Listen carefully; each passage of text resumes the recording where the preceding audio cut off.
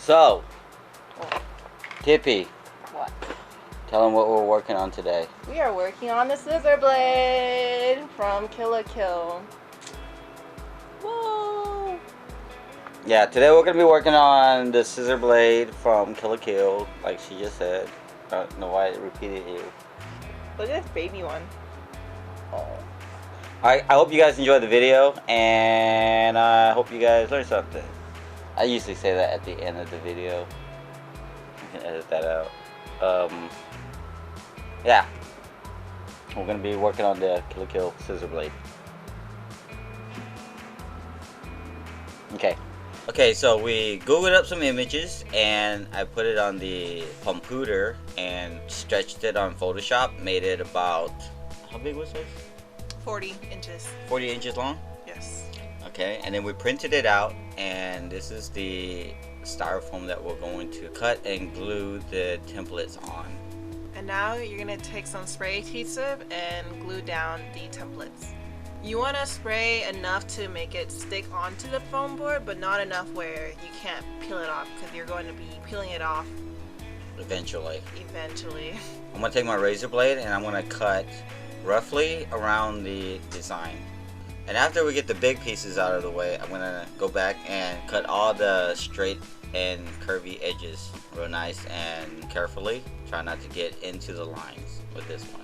After cutting it out, you want to take an X-Acto knife and trace all the lines.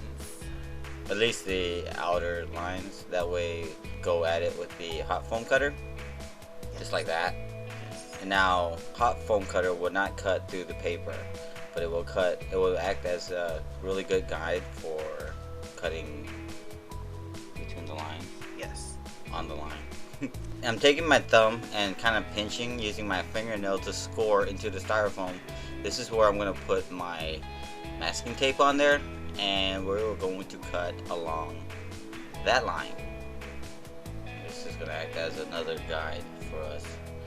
Now this blade is actually a Edged blade. Yeah, a double-edged blade. Now I'm taking it on the foam cutter and I'm taking it really slow for the initial cut, but once you start moving you can go a little bit quicker. You want to keep your cutting speed consistent, that way you don't get no overburns into the styrofoam, because if you stop for a second, what's going to happen is that foam cutter is going to burn a little bit longer. You don't want that. You're going to take some more masking tape and tape where you just cut, and now you're going to cut the other side of the blade. Just like that. I'm taking the piece I cut off so I can go back and mark over the holes that's going to be cut out a little bit later on in this video. And now that everything is cut out, you can take all the masking tape off and then admire your work so far. Don't worry about all the information. The what? Information? Don't worry about all the imperfection. Imperfection, you said it again. Don't worry about all the imperfection, because eventually you're going to sand it all down anyways. God. I'm trying to clean up this area, but the glue works better than I thought. But I'm trying to punch a hole into this sword by heating up this piece of pipe, the proper diameter of the hole, and it should just burn and cut right through the foam like cold butter. After this, you want to go back and bevel out the edges of the holes. Now we are going to mix up some paper mache paste. We're going to use wood glue, water, and flour. And we're going to give it some super power. Right here, I am putting a thin coat of the paste on the sword, and then I'm going to be taking the paper and dipping it into the paste and putting it onto the sword. And that's actually a brown paper sack, so cut into small pieces. And when it's all dried up, it becomes really strong. Except for not that strong. Somebody shows up for work, 5 minutes later, she's swinging around the sword. Not even 5 minutes. Okay, like 2 minutes later, she breaks the sword. I got really excited. Now we get to fix it. I'm gonna take this this piece of wood and I'm gonna burn a hole into the handle and the main piece of the sword.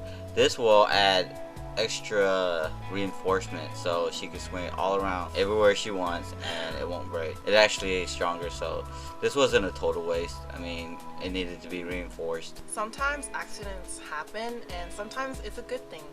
Sometimes it's not. Sometimes it's not. But yeah, I'm reinforcing it with some hot glue. You just want to put it there and hold it until the glue is really dried and it becomes really strong. And then you go back over it with some more paper mache and it's actually very sturdy. Much stronger than before.